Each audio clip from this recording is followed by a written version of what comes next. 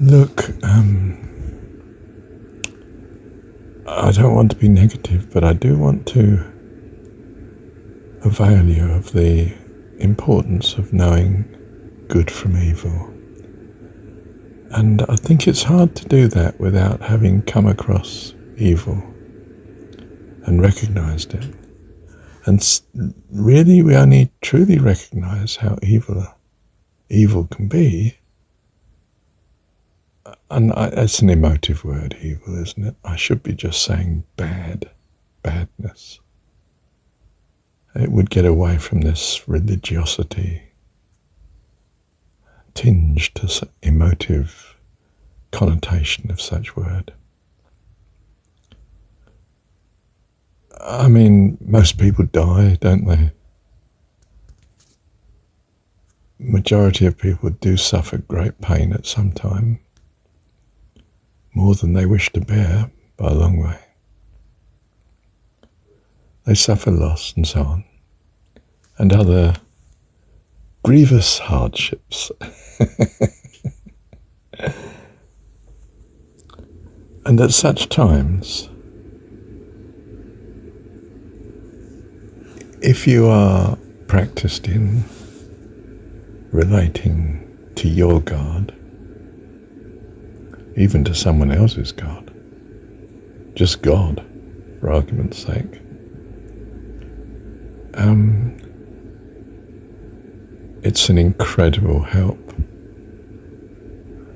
I don't mean it necessarily solves the issue. I don't mean that you necessarily get a miracle.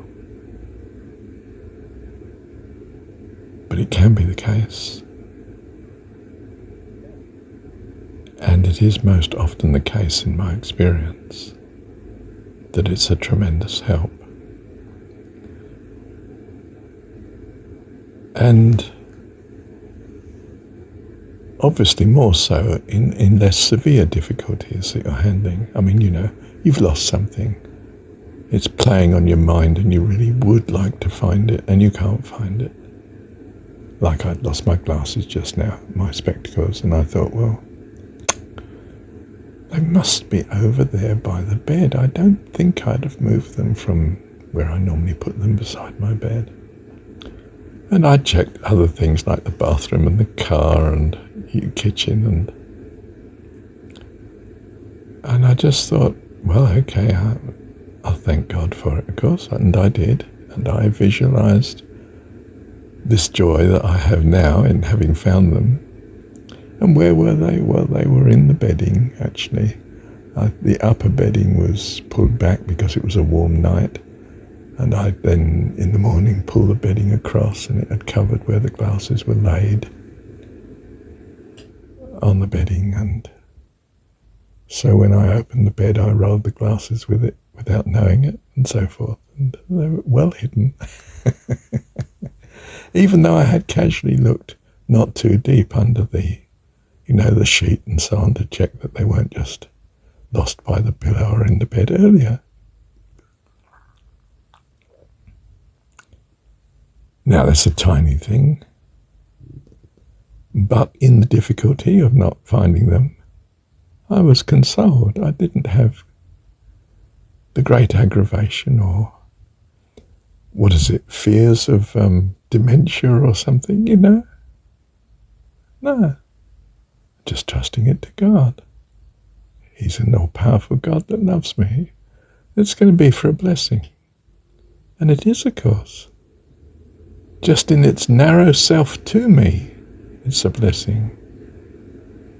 In that I'm now more practiced at trusting Him in the little difficulties of life, which is of great blessing when I'm faced with slightly harder difficulties and so on. But also, too, it's the source I find in my particular bent, being, if you like, devoted to my God, in that I think, I should use this. It's an illustration of something. This might bless my hearers. Let's see what's here. And so here I am talking to you. You see, it's changed from glory into glory. We're ever alive to, well, what I want to say is His goodness. You might say, in a secular sense, opportunity that turns up. Or as the world says it, good fortune. There's no good or bad fortune for me as I choose to take it. There is only the loveliness of the goodness of the love of God, our Dad, to us. I wish to live in that trust, and I find that trust so rescues so many of my difficulties, and all of them greatly significantly. And I'm getting better at it, as you can imagine. And I need to. Like all life, I will have to face exit from this living experience here in the world. Death, as they call it. And perhaps not too much happiness in the last few years through loss of vigour and health and so on. I don't want to plague you with, threats of hell and hopes of paradise, but to some extent that is what living is, isn't it? To some extent. And as I understand it, to great blessing that we come to recognise and devote ourselves to all that's good and lovely, filled with gratitude to God, and faith and hope and truth, etc., etc. I've said it all before, again and again, haven't I? And reject all bad, all harm, all threats to our peace of mind and joy that we've learnt here in this experience in this world. That the time has by no means been wasted, but to great and eternal purpose. Your life eternal. How wonderful! Who could hope for anything better? Who would want to trust in anything else that had an uncertainty? And even the most terrible evil, where's the certainty? Nothing's certain here. Not good, not bad. Do you see? And as you know, I hold this to be a great blessing, for it gives us choice. We're not overpowered and awestruck as Arjuna was when he was confronted with, instead of Krishna, the kindly charioteer, his avatar. It was God Almighty, all powerful, all loving, yes, but so awesome that he was unable to cope.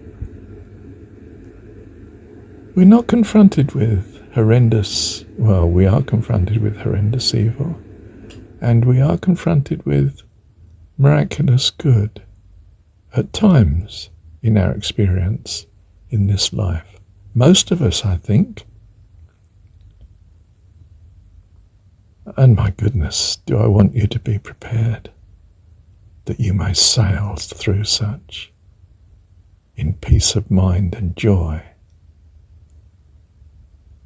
with your absolute attention fixed on your heavenly Dad. I can't think of anything better for you. And the miraculous that seems to come with such. Bless you. Thank you, Heavenly Dad. Please hear me. Remember, let nobody, nothing steal your joy.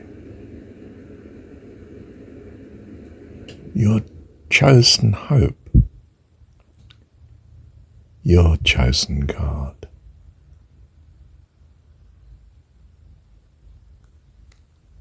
I tell thee for thine own good, to thine own self be true. Rings as of a quote, possibly misquoted, but come to hand.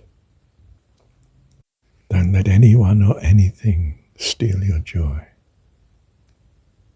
Train yourself for life eternal. It's as simple as that. Thank you, Heavenly Dad. Oh, by practicing thankfulness, filling yourself with gratitude, especially to your God.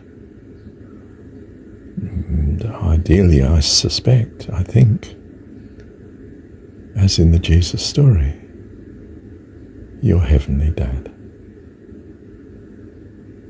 It's as simple as that.